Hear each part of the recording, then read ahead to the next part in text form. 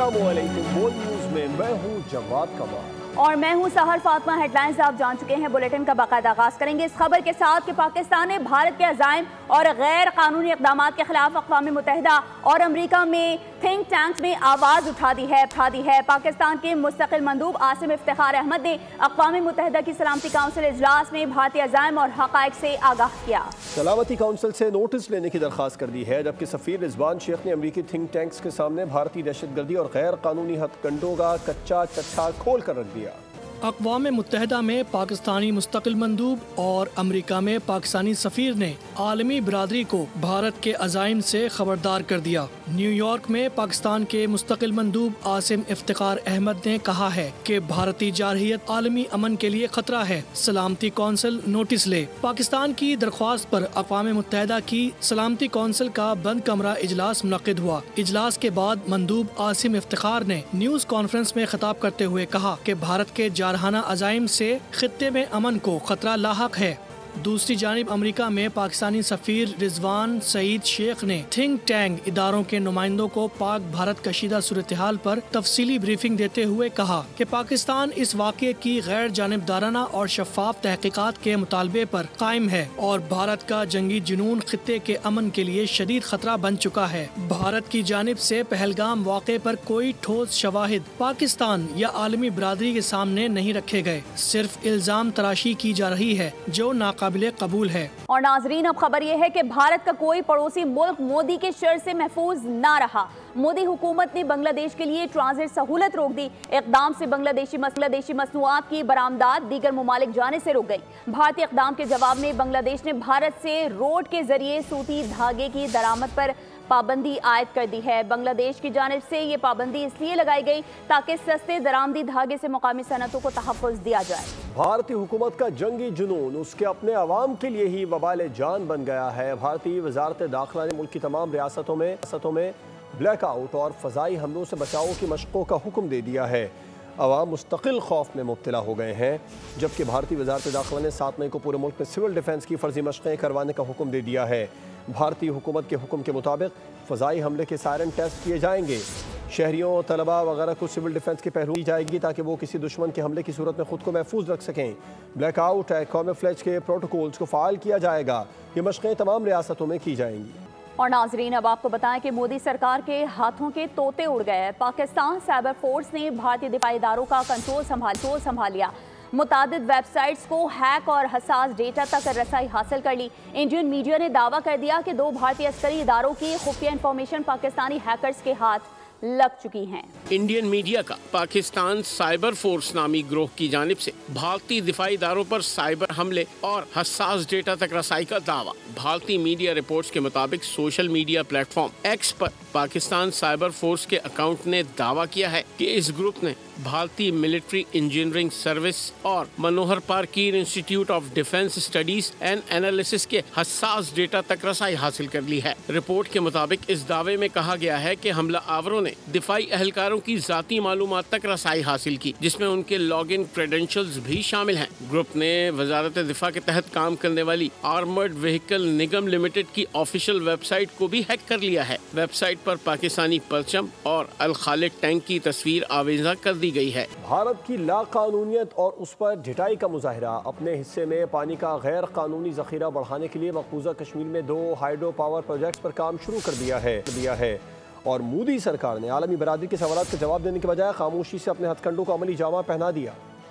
भारत की एक और गैर कानूनी हरकत, दरियाए चनाब का पानी रोका। अब मकबूजा कश्मीर में 2 हाइड्रो पावर प्रोजेक्ट्स पर काम शुरू कर दिया। गैर मुल्की खबर एजेंसी की रिपोर्ट के मुताबिक भारत पाकिस्तान को इत्तला दिए बगैर मकबूजा कश्मीर में 2 पन बिजली मंसूबों पर पानी जखीरा करने की गुंजाइश बढ़ा रहा है। रिपोर्ट में बताया गया कि सिंतास मुआहदा भारत को पाबंद करता है कि वो ऐसा नहीं कर सकता। भारत इससे पहले भी गैर कानूनी तौर पर सिंतास मुआहदे को यकतरफा तौर पर मुअत्तल कर चुका है। भारत की जानिब से दरियाए चनाब पर मकबूजा कश्मीर में बने बगलियार डैम के बाद सलाल डैम के दरवाजे भी बंद कर दिए गए। दरियाए चनाब में पानी का बहाव कम होकर सिर्फ 5300 क्यूसिक रह गया। मोदी इस्तीफा दो और फिर से चाय बेचना शुरू कर दो। ये रियासत और सियासत तुम्हारे बस की बात नहीं है। सोशल मीडिया पर वायरल सियासी रहनुमा की मोदी पर सख्त तरीन तनकीद। मोदी सबसे नाकारा और कमजोर वज़ीर-ए-आज़म साबित हुए। 2016 में दावा किया था कि दहशतगर्दी खत्म हो जाएगी, आज तक खत्म नहीं हुई। कश्मीर में आर्टिकल 370 की मनसूखी के बाद मोदी ने कहा था कि हमने नेहरू की गलती को सुधार दिया और सब ठीक हो गया। आज तक पुलवामा हमले की इंक्वायरी रिपोर्ट सामने नहीं आई। मोदी ने भारतीय फौज को सियासत में घसीट कर कमजोर कर दिया है। अब भारतीय फौज में हिंदुत्व नजरिए के पैरोकारों की तरक्की होती है। और झूठे रचाए गए पहलगाम ड्रामे का असर लोगों की असल जिंदगी पर हो रहा है। ये कहाँ का इंसाफ है कि बच्चा माँ के साथ नहीं जा सकता, लेकिन मोदी की अयार और मक्कार सरकार पाकिस्तान से नफरत की आग में कुछ भी कर सकती है। इस रिपोर्ट में मजीद जानिए। कसूर पाकिस्तानी शनाख्त, जुर्म हिंदुस्तानी से शादी, सजा बच्चों से जुदाई। जंगी जुनून में मुब्तला मोदी सरकार पागल हो गई। एक और माँ को जिगर से अलग कर दिया। मोदी जल्लाद इस माँ के ही नहीं, जाने कितनी माँओं के बच्चों का मुस्तकबिल बर्बाद करने पर तुला है। इस माँ के दुख को महसूस करने के लिए दिल होना चाहिए, जो इंतहा पसंद सफ़ाक सोच रखने वाली सरकार के पास नहीं। माँ की पुकार है कि हमें बच्चों से क्यों दूर किया जा रहा है। मोदी झूठी अना की तस्कीन के लिए सरहदों की जंग घरों को उजाड़ कर क्यों जीतना चाहता है। तंग जहन और तंग नजर रखने वाले भारत की जमीन भी तंग हो गई है। पहलगाम के झूठे ड्रामे ने ऐसी कितनी माँओं को अपने बच्चों से दूर कर दिया। मोदी की सफ़ाकियत दोनों तरफ के रिश्तों में नफरत की लकीर खींचने की नाकाम कोशिश कर रही है। आगे बढ़ते हुए आपको बताएं कि कराची में पुलिस के एक्शन जारी रहे तो मुल्जिमान भी बाज न आए। मंगूपीर में मुकाबले के बाद 2 मुल्जिमान गिरफ्तार कर लिए गए हैं, जबकि नॉर्थ कराची में शातिर चोर बेश कीमत गाड़ी ले उड़ा, जिसकी सीसीटीवी फुटेज मंजर आम पर आ गई। कराची का इलाका नॉर्थ कराची सेक्टर 5C1 वारदात के लिए फजर का वक्त चुना। मुलजिम गाड़ी के गिर्द मंडलाता देखा जा सकता है। पूरी तरह से मुतमईन होने के बाद मास्टर की से दरवाजा खोला, चंद सेकंड बैठा और फिर स्टार्ट करके ये जा वो जा। वारदात का मुकदमा ख्वाजा अजमेर नगरी थाने में दर्ज कर लिया गया है। सीसीटीवी की मदद से मुलजिम की तलाश जारी है। उधर मंगोपीर में इज्तिमागाह के करीब पुलिस और मुलजिमान का टाकरा हुआ तो मोबाइल पर फायरिंग कर दी। फिर दोनों जानिब से फायरिंग का तबादला हुआ, जिसके बाद 2 मुलजिम जख्मी हालत में गिरफ्तार कर लिए गए। मुलजिमान की शनाख्त आमिर और जीशान के नामों से हुई। जख्मी मुलजिमान से 2 पिस्तौल, नकद रकम और जेर इस्तेमाल मोटरसाइकिल बरामद हुई। पुलिस मुलजिमान का साफा क्रिमिनल रिकॉर्ड हासिल कर रही है।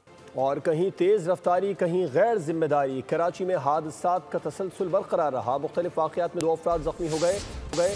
दूसरी जानिब नौशकई ऑयल टैंकर धमाके का एक और जख्मी दौरान इलाज दम तोड़ गया, जिसके बाद इस वाक़े में जाँ बहक अफराद की तादाद 13 हो चुकी है। कराची में तेज रफ्तारी, कार सवार को भारी पड़ी। शारा फैसल पर अंधाधुंध दौड़ती गाड़ी उलट गई। हादसे में एक शख्स जख्मी हुआ। इस वाक़े के बाद कार से एयरपोर्ट जाने वाला ट्रैफिक मुतासर हुआ। बाद में लिफ्टर की मदद से गाड़ी को हटाया गया। दूसरी जानिब ICI चौक पर 2 ट्रेलर्स में तसादुम हुआ। हादसे के नतीजे में एक ट्रॉलर का ड्राइवर शदीद जख्मी हो गया। हादसे के बाद नेटी जेटी पुल से मारीपुर रोड की जानिब जाने वाली हैवी ट्रैफिक की रवानी मुतासर हुई। उधर नौशकी ऑयल टैंकर धमाके का एक और जख्मी दौरान इलाज दम तोड़ गया। मुतवफ़ी की शनाख्त 28 साल शौकत वल मीर मोहम्मद के नाम से हुई। और शहर कायद में गर्मी की शिद्दत में इजाफे के साथ ही जल्दी अमराज सर उठाने लगे हैं। स्किन डिजीज अस्पताल में यौमिया 5 से 6 हज़ार केसेस रिपोर्ट होने लगे। मजीद तफसीलात जानते हैं मरियम हसन से, जो इस वक्त डॉक्टर अब्दुल्ला याहिया के हमरा मौजूद हैं। Maryam, over to you. कायद में गर्मी की शिद्दत में इजाफे के साथ साथ ही जल्दी अमराज सर उठाने लगे हैं और कराची के सरकारी अस्पतालों में यौमिया बुनियादों पर रिपोर्ट होने वाले केसेस में काफ़ी हद तक इजाफा देखने में आ रहा है। कराची का सबसे बड़ा जल्दी अमराज का अस्पताल स्किन डिजीज़ हॉस्पिटल की अगर बात की जाए तो यहाँ पर यौमिया बुनियादों पर 4 से 6 हज़ार केसेस OPDs में जो हैं वो रिपोर्ट किए जा रहे हैं। इस वक्त हॉस्पिटल के additional director doctor Abdullah Yahya हमारे हमरा मौजूद हैं, जो कि माहिर जल्दी अमराज भी हैं। हमारे पास यहाँ यौमिया 4 से 6 हज़ार मरीज़ रोज़ाना आ रहे हैं और उनमें सबसे ज़्यादा जो हमारे पास मरीज़ आ रहे हैं गर्मियों में, उनमें bacterial infections, fungal infections, parasitic infections जैसे स्केबीज़ आपने कहा, और इसके अलावा जो है वो गर्मी दाने, मलेरिया, रूबरा। ठीक है, ये वो मरीज़ हैं जो हमारे पास ज़्यादा आ रहे हैं। इसकी वजूहात मुख्तलिफ हैं, जैसे ह्यूमिडिटी का ज़्यादा होना, और इसके अलावा कुछ डिजीज़ ऐसी हैं जो डायरेक्ट सन एक्सपोजर की वजह से होती हैं, जैसे सन टैन वगैरह। ठीक है, अब इसमें जो बुनियादी चीज़ है वो ये कि शहरी जो है वो गैर ज़रूरी घर से बाहर ना निकलें। शहरियों को जो है वो एहतियाती तदबीर इख्तियार करनी पड़ेगी ताकि वो इस किस्म के फंगल और बैक्टीरियल इन्फेक्शन में मुब्तला होने से बच सकें। ठीक है मरियम, आपका बहुत शुक्रिया। कराची में वाटर कॉरपोरेशन की लाइन की मरम्मत तो कर दी गई, ताहम कराची वाले ताहाल पानी से महरूम हैं। इस वक्त नुमाइंदा बुल न्यूज़ कफील अहमद जमशेद क्वार्टर उस्मानिया कॉलोनी से रिपोर्ट कर रहे हैं, उनसे बात कर लेते हैं। जी कफील। जी, कराची में वाटर कॉरपोरेशन की 84 इंच की लाइन को मरम्मत तो कर दिया गया था, लेकिन ताहाल कराची के मुख्तलिफ इलाके शदीद जो है वो पानी की किल्लत है वहाँ, और ताहाल इस वक्त जो है वो पानी दस्तियाब नहीं है। मैं उस्मानिया कॉलोनी से इस वक्त जो है वो रिपोर्ट कर रहा हूँ। ये साहब जो यहाँ के इलाका में ये पानी ये कूलर भर के लाए अपने घर के लिए, और कब से परेशान है, कितने परेशान है? अस्सलाम वालेकुम, क्या नाम है आपका? असगर भाई, कितनी परेशानी हो रही, पानी कब से नहीं आ रहा, क्या कहें? 4-5 दिन, हफ्ता पूरा हो गया, पानी है नहीं, तो क्या करें? पानी नहीं है, बिजली भी नहीं है, खाली पानी का नहीं। लाते हैं आप पानी? वहाँ से दूर गली से, बरमे से। जी जी। सर ये बताइए कब से पानी नहीं, कितनी परेशानी हो रही है? सर जी परेशानी तो इतनी है कि छोटे छोटे बच्चे आज खुदा की कसम स्कूल ही नहीं गए पानी की वजह से, क्योंकि पानी खरीद आ रहे हैं वो 1500 की सुजुकी वाला 3000 रुपये मांग रहा है। 3000 रुपये मांग रहे हैं तो कहाँ से दें? मजदूर आदमी है, 1500-2000 रुपये कमाने वाले, उनको तो खाएंगे क्या? बेबसी का आपने आलम देखा, ये कराची वालों की सिर्फ ये है कि ये बुनियादी सहूलत फराम कर दें, बिजली पानी गैस, तो उनकी ज़िंदगी कुछ आसान हो जाएगी, और शहरियों का यही मुतालबा है कि पानी को जल्द से जल्द। शुक्रिया तफसीलात के लिए। और नाजरीन, अब आपको बताएं कि कराची की अहम शाहराह टूट फूट का शिकार है, जिसकी वजह से बड़े सरकारी अस्पताल में जाने वाले मरीजों को शदीद मुश्किलात का सामना करना पड़ता है। इस वक्त बोल न्यूज़ के नुमाइंदे खुर्रम गुलजार पापोश नगर से अब्बासी शहीद अस्पताल जाने वाली शाहराह पर मौजूद हैं, उनसे मजीद जानते हैं। बताइए खुर्रम। जी बिल्कुल, वैसे तो शहर की अहम शाहराहें टूट फूट का शिकार हैं, जिसकी वजह से ट्रैफिक की रवानी भी मुतासिर होती है और गाड़ियों को भी नुकसान पहुंचता है। यही टूट फूट जो है वो एक्सीडेंट और हादसा का भी सबब बनती है। इस वक्त हम मौजूद हैं कराची की अहम तरीन शाहराह जो कि अब्बासी अस्पताल को जाती है। पापोश नगर से शुरू होने वाली ये सड़क जो है वो मेरा कब में देख सकते हैं, ये आगे अब्बासी हॉस्पिटल है। ये सड़क कई अरसों से जो है वो टूट फूट का शिकार है। कुछ शहरी यहाँ मौजूद हैं, इनसे बात करते हैं। बहुत जो है ना, हमारे कराची का तो कोई पुरसान हाल ही नहीं है, और दूसरी चीज़ ये है कि हमारे यहाँ सबसे नज़दीक अब्बासी हॉस्पिटल है। हमने यहाँ पे हमारा रोज़ का गुजर बसर है, तो यहाँ पे बेतहाशा एम्बुलेंस हमने स्ट्रक देखी हैं। यहाँ तक कि डेड बॉडीज़ हमने देखी हैं कि लाइन से जारी होती हैं, तो वो भी स्ट्रक होकर जारी होती हैं। ऐसा लग रहा होता है कि आखिरी आरामगाह भी हम जो है ना एडवेंचर लैंड में होते हुए जा रहे हैं। इस टाइम पे कोई भी देखने वाला नहीं है। यही चीज़ सेम एज इट इज़ जो है ना कब्रिस्तान के बाहर आप देख सकते हैं, वहाँ पे भी जो है ना पूरा रोड तोड़ा हुआ है, हर वक्त पानी पड़ा रहता है, गंदा पानी पड़ा रहता है। लेकिन यही जो रास्ता है, इसी तरह अगर हम बात करें अब जो कब्रिस्तान जाने वाली सड़क है, वो उसका भी यही हाल है। कई बरसों से ये सड़क जो है वो ख़राब है, जिसकी वजह से यहाँ से गुजरने वाले शहरी शदीद मुश्किलात से दो चार रहते हैं। जी ठीक है खुर्रम, आपका बहुत शुक्रिया। बुलेटिन में यहाँ वक्त हुआ है ब्रेक, हमारे साथ रहिए।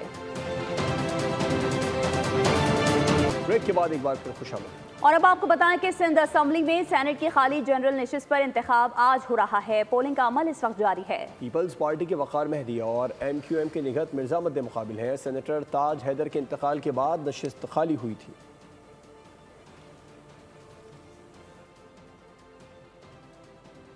पीपल्स पार्टी को उम्मीद थी कि कैनास नहीं बनेंगी। पहले ही कह दिया था कि कैनास के मामले पर वफाक का साथ नहीं देंगे। वजीर तवानाई सिंध नासिर हुसैन शाह की मीडिया से गुफ्तगू, कहा हम पुरअमन कौम हैं, जंग नहीं चाहते, लेकिन जंग मुसलत की गई तो पाकिस्तानी लड़ना जानते हैं। मुल्क की हिफाजत के लिए कौम अफवाज पाकिस्तान के साथ खड़ी है।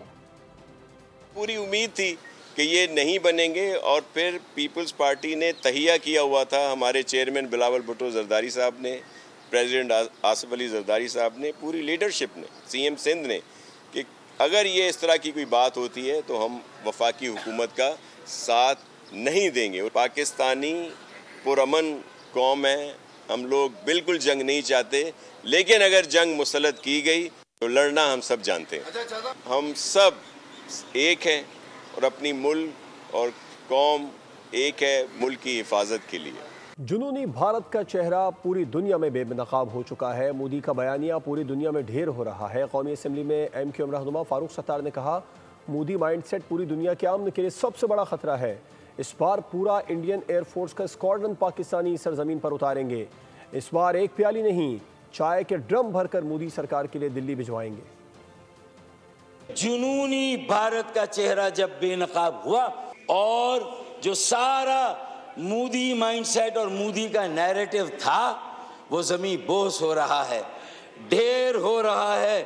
मोदी माइंडसेट ना सिर्फ इलाके के अमन के लिए खतरा है, बल्कि ये पूरी दुनिया के अमन और आलमी अमन के लिए सबसे बड़ा खतरा अगर है तो वो मोदी माइंडसेट है। अरे बेटा, पहले एक जहाज और एक पायलट गिराया था, इंशाअल्लाह इस मर्तबा पूरा इंडियन एयरफोर्स का स्क्वाड्रन पाकिस्तान की सरजमीन पर उतारेंगे इंशाअल्लाह ताला। और फिर सिर्फ चाय की एक प्याली नहीं, बल्कि चाय के ड्रम भरकर मोदी सरकार के लिए दिल्ली भिजवाएंगे। और पानी और डैम्स के मामले पर इत्तेफाक़ी राय पैदा किया जाए। पहलगाम वाक़या भारत का फॉल्स फ्लैग ऑपरेशन है। हाफिज नईमुर रहमान ने कहा कि किसी भी अहम शख्सियत के दौरे पर भारत फॉल्स फ्लैग का ड्रामा करता है। भारत ने कनाडा और अमेरिका में सिखों को निशाना बनाया। अमेरिका हर तरह से भारत की सरपरस्ती करता है। भारत के खिलाफ बड़े सबूत होने के बावजूद कार्रवाई नहीं की जाती।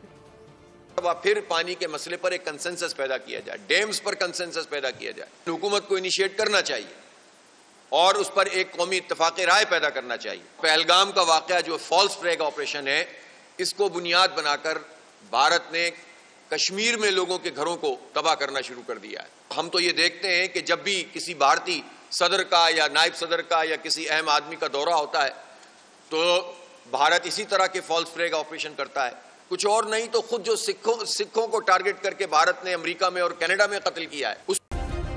सब्सक्राइब करें और बेल दबाएं ताकि कोई खबर रह न जाए।